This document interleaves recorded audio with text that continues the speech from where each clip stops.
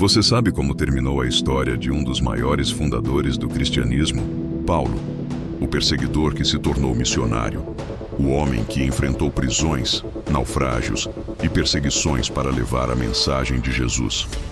Será que ele morreu em silêncio ou como um mártir? Fique comigo até o final, porque a resposta pode surpreender você.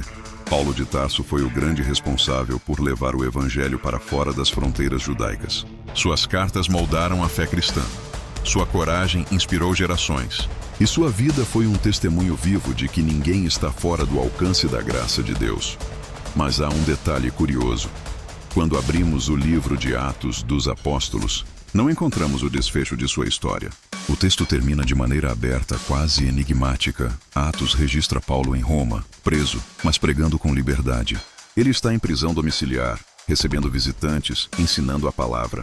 E aí, o relato simplesmente acaba. Nenhum julgamento, nenhuma execução, nenhuma descrição de como foi o seu fim. Esse silêncio abre espaço para uma pergunta inevitável. Afinal, como Paulo terminou sua jornada? Esse mistério se tornou terreno fértil para tradições, memórias e interpretações. A Bíblia nos mostra Paulo em Roma, ativo, confiante, continuando sua missão. O último versículo de Atos diz que ele permaneceu ali por 2 anos, anunciando o reino de Deus e ensinando com toda a liberdade, sem impedimento. Isso é tudo. A partir daí, precisamos olhar para outras fontes. O que a tradição nos conta? A tradição da igreja primitiva afirma que Paulo foi martirizado em Roma. Diferente de Pedro, que teria sido crucificado, Paulo, por ser cidadão romano, teria sido executado por decapitação. Essa versão aparece em registros antigos e ganhou força ao longo dos séculos. Muitos pais da igreja confirmam esse destino, e a maioria dos historiadores cristãos considera que Paulo de fato foi morto em Roma, provavelmente durante a perseguição de Nero, após o grande incêndio da cidade no ano 64. O contexto do martírio Roma havia sido parcialmente destruída por um incêndio devastador. Nero precisava de um culpado, e os cristãos foram acusados. As perseguições que se seguiram foram violentas e cruéis. É nesse cenário que a tradição coloca a morte de Paulo. Como aconteceu? Por ser um cidadão romano, Paulo não podia ser crucificado, pena reservada a escravos e estrangeiros. Por isso foi condenado à decapitação. A tradição aponta que sua execução aconteceu em Roma, no local hoje conhecido como Abadia das Três Fontes, onde, segundo a memória cristã, Paulo derramou seu sangue pela fé. O tom de despedida em suas cartas. Em algumas de suas cartas encontramos palavras que parecem antecipar o fim.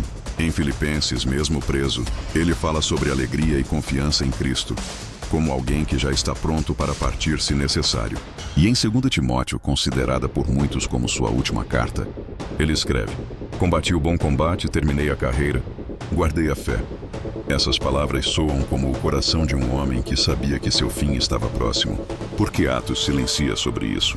Muitos estudiosos acreditam que o silêncio de Atos é intencional. Talvez o propósito fosse mostrar que a história da igreja não termina com Paulo, mas continua em todos aqueles que seguem pregando o evangelho. O livro não fecha a porta, ele deixa a missão aberta para que cada geração se veja como parte dela. A grande verdade. Seja como for, hoje sabemos pela tradição e pelos registros históricos que Paulo terminou sua vida como mártir em Roma. Não morreu em silêncio, mas deu testemunho até o último instante, decapitado sob as ordens de Nero. E aqui está a grande lição. Não importa se Paulo morreu com a espada no pescoço ou se tivesse sido liberto por algum tempo.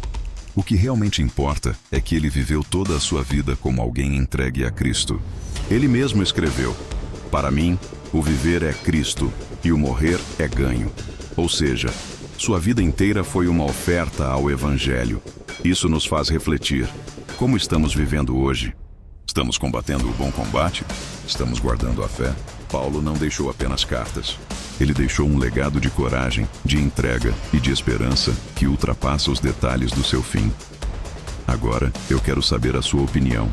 O martírio de Paulo em Roma é apenas o ponto final de sua missão, ou o começo de um legado que continua até hoje? Escreva nos comentários a palavra Paulo e me diga o que você pensa.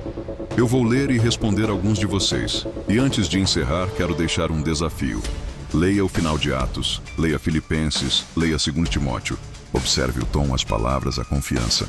Sinta o coração desse homem que deu tudo por Cristo. Essa leitura vai fortalecer a sua fé e te inspirar a continuar sua própria jornada. Se essa mensagem tocou você, curta este vídeo, se inscreva no canal e ative o sininho.